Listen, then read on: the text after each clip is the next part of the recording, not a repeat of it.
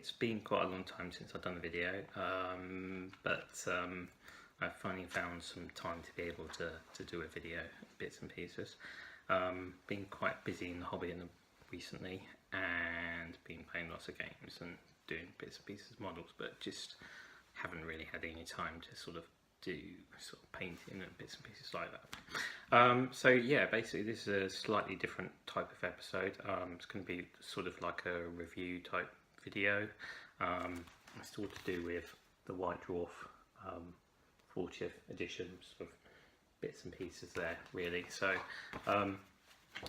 whilst getting hold of the White Dwarf, as some of you may know, I've been around the hobby quite a long time now, and yeah, there's an article in here that basically just goes through the history of White Dwarf and bits and pieces like that. I'm not going to do a full review on this issue, as there's been quite a few people doing issue reviews, bits and pieces on there, but what I wanted to do is go through this at the moment. Let me find where I am. Yeah, so going through the bottom of the articles, you've got all these sort of issues, the previous issues, as I go through month by month. Also, obviously started off like every 2 months, and then it went to monthly, then it went to weekly for a bit, and then it's gone back to monthly and stuff like that. So bits and pieces there, but it's got every single sort of issue on the bottom. So I was going through them, and I came across the very first White Dwarf that I got hold of. Just trying to find it quickly, which is this.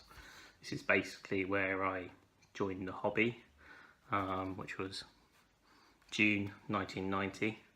I was a little young kid at school, about 12 or 13 or so at school. My friend kept bringing issues of White Dwarf in. I think this one here took into sort of, we got very friendly and we sort of decided to start playing Games Workshop bits and pieces. I bought my first ever White Dwarf, or my mum bought my White Dwarf for the first time. So that was cool basically. So that's where I sort of got into the hobby, and then sort of went through there and bought additional bits and pieces and stuff like that. So it's quite a nice nostalgic sort of run through of the episodes and stuff. I then went in my early time Games Workshop, I went back and bought a few sort of previous issues. So I've got ones that go back further and bits and pieces like that. So the interesting thing with that is obviously going through the different episodes and bits and pieces there. So what I wanted to do with this episode really is just show you some of my older White Dwarfs, and I actually do still have my first ever White Dwarf as well, which you can see from here is quite old old bits and pieces. I've even scribbled on the front there as well, which is really good. Yeah, so it's my first ever White Dwarf. Yeah, basically back from through history and so on. I've held on to it ever since, and sort of had, as most people my sort of age or bits and pieces, I've had like a sort of hobby break in between. Yeah, but I sort of held on to certain things as well. One of those was a few early editions of White Dwarf. So what I'm going to do now is going to flip the camera around and show you a few early White Dwarfs and what sort of content and bits and pieces they've had in them. So I'm going to flip the camera and I'll see you in a minute. Right. Hi and welcome back. So as you can see in front of you, I've got 3 old White Dwarfs. As I said, it's the first one I ever got. So it's issue 126, then there's issue 130 and issue 146. So it, obviously not a complete set and bits and pieces on there. I did get rid of a few in history and stuff, and I may have ones that fill in between, but I did have them beforehand as well, so it's interesting. So the first thing to talk about in history of White Dwarf and stuff is obviously to do with the size and bits and pieces. So the current issue of White Dwarf, which is obviously this one here, which hopefully most people have got, is 148, so say 150 pages with the covers and so on there. So that's the average size of White Dwarf nowadays. So it's a hefty tome of information and bits and pieces there like that. Back in the day, so when I started, June 1990, you got this issue here, and that clocks in at 80 pages. So it's yeah, 82 pages including the cover and stuff on there. So as I said, got introduced to Games Workshop through a friend at school and so on. I think most people probably got introduced and stuff like that. It always used to be quite good at school when a new edition, a new White Dwarf would come out.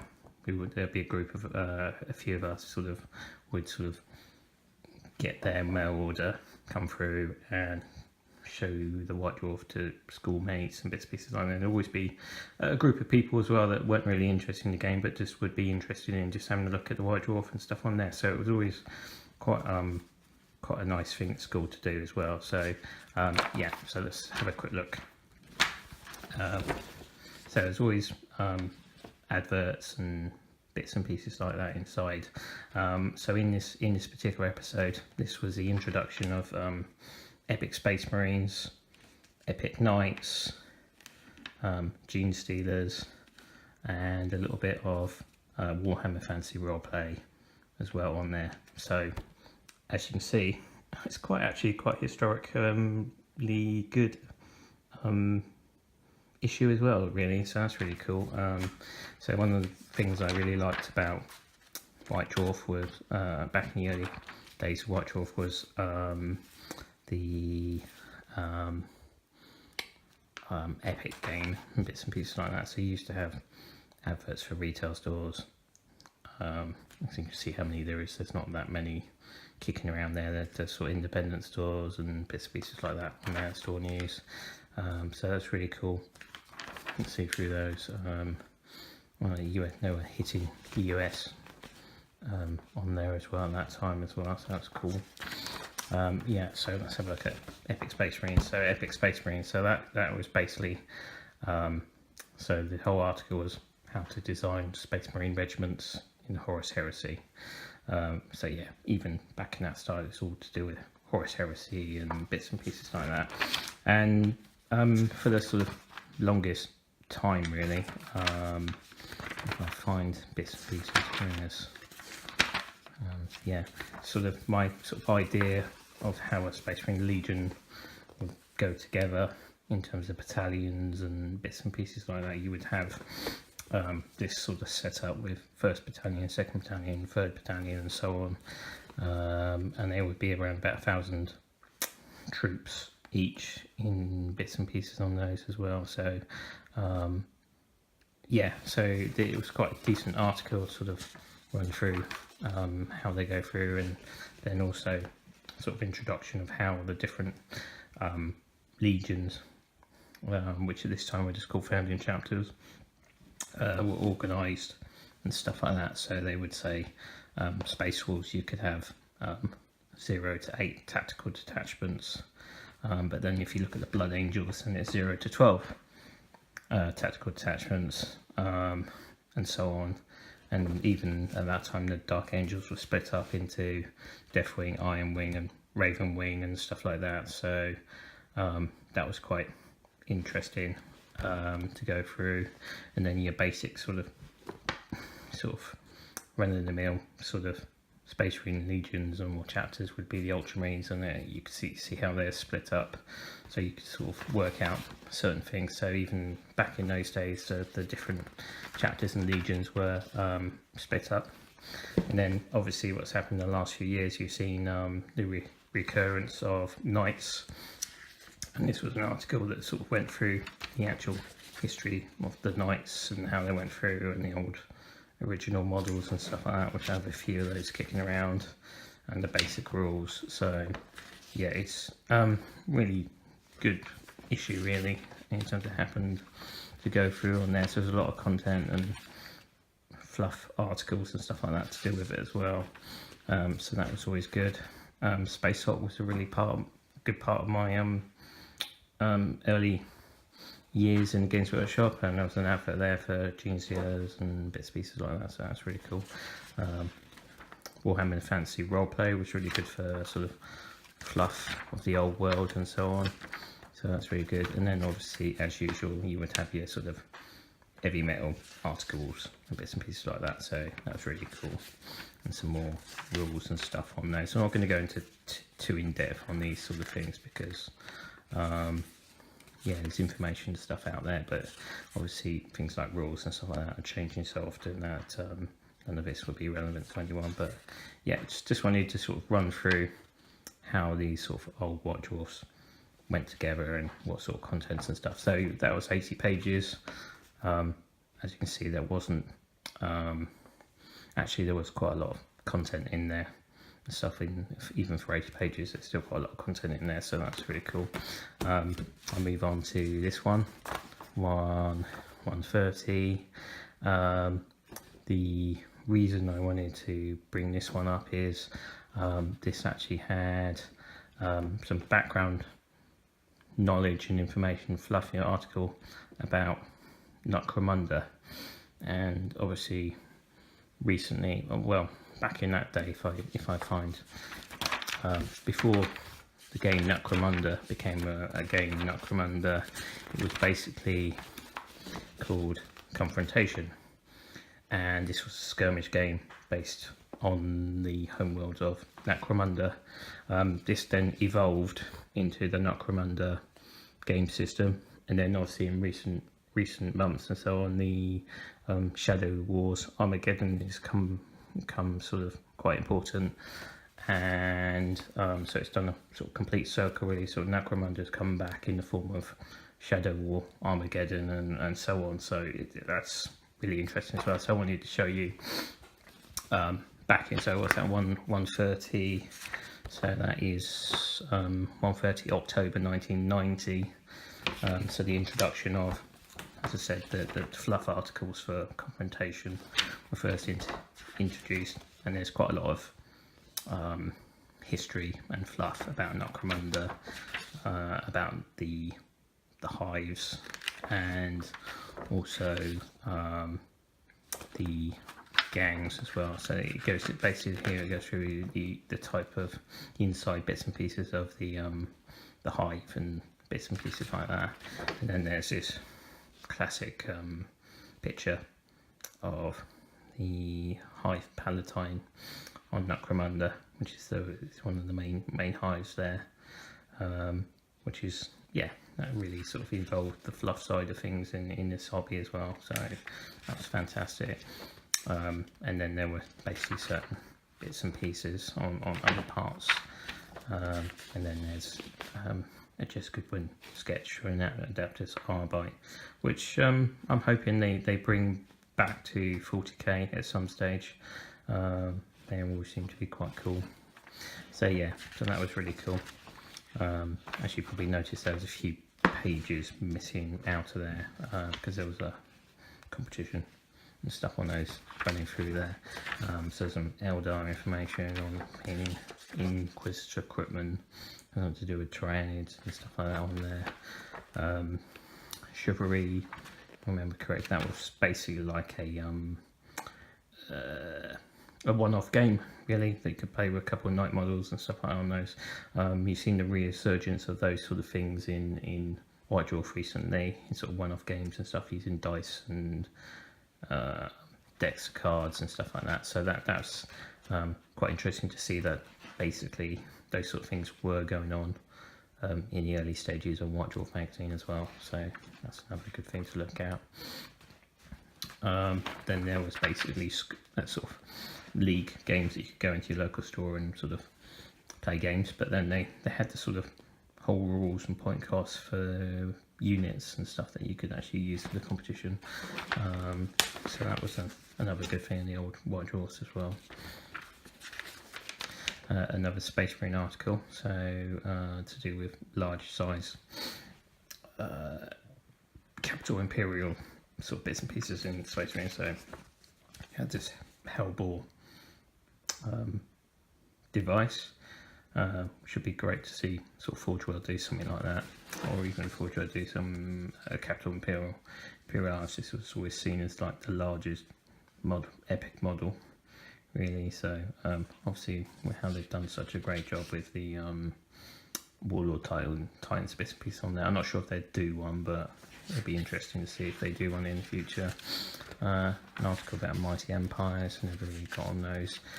Another feature, the old White Dwarfs, they used to have old modelling articles. So you can see here, it's actually an article of how to actually design and build your own Warhammer cottage or bits and pieces on there as well. So that's really cool. So yeah, you can see the proper sort of step-by-step instructions of how to do that. Obviously nowadays everything is great with plastic kits and bits and pieces on this, you don't need to do that, but it's always interesting to build your own terrain. There's some nice bits and pieces on those. Also, this was the actual introduction of the Mark 7 Marines into the 40k universe, and this was the first box set that came out with the Mark 7 Marines, which was 15 Mark 7 Marines, lead bodies with plastic arms and stuff on those there. So that's quite a good, nice thing to see on there as well, a little bit of history. And that's that, as aforementioned box set previously, which I did buy, and I still do have some of those models kicking around as well. So that's, as I say, it's another interesting issue of White Dwarf. So the last one is White Dwarf 146, and that was February 1992. The reason I wanted to get this one out was this is one of my favourite sort of front covers. One of the earlier sort of White Dwarfs. It looked like it's like in somewhere like Necromunda or Armageddon or something like that, with different chapters and stuff kicking around. So it's really cool. So you had like Dark Angels on there, and Space Wolf Scout, Blood Angel there, and then Ultramarine kicking around there as well. So that's really cool.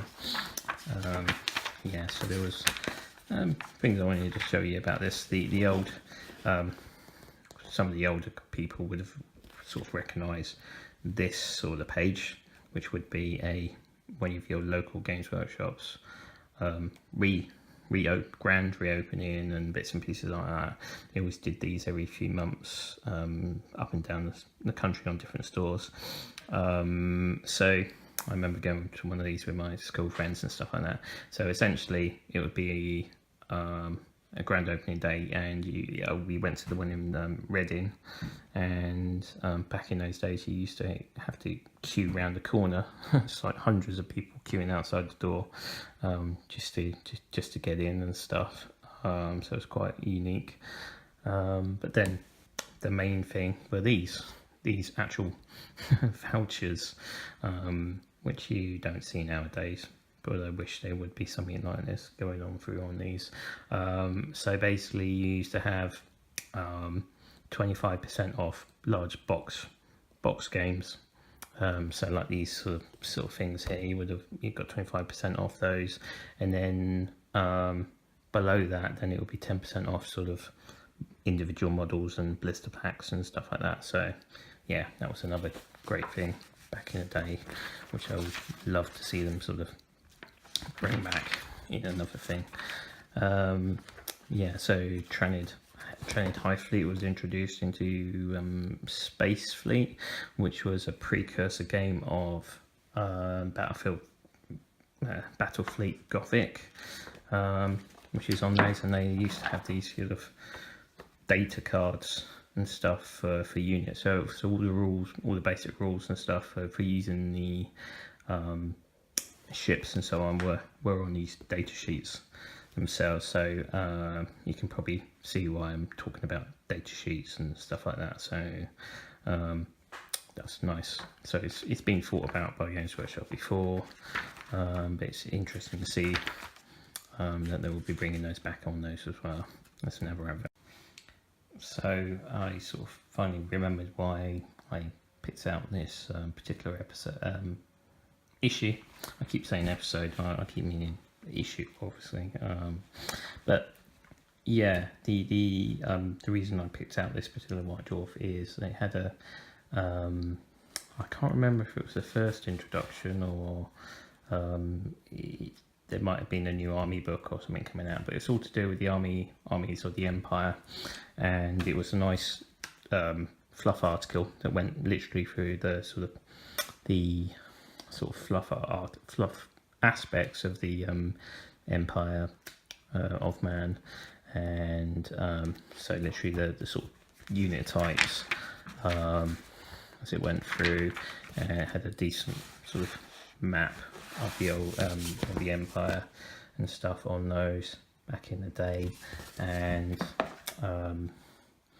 it had yeah, basically quite a lot of information and stuff about the Empire in its certain parts and state regiments and that sort of thing on those, and then it had a few colour pages as well, running through on the different colours of the city-states and so on, running through there. So it's a really nice article to run through and see. And I sort of really missed the old world. Yeah, basically it had a lot of history, and because I've been around Games Workshop's hobby for a long time, nearly 30 years, it was quite devastating to see the old world destroyed when Age of Sigmar came in.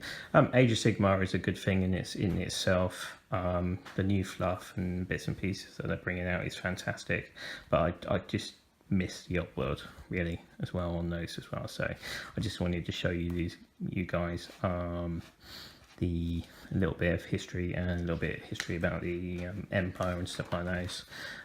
So yeah, basically that was really it. Really, I wanted to show you those. Some old style dwarfs kicking around there, and then there was an article about Warhammer Dreadnoughts. We all seen the sort of links of the Warhammer community site about how Dreadnoughts are going to be a thing again,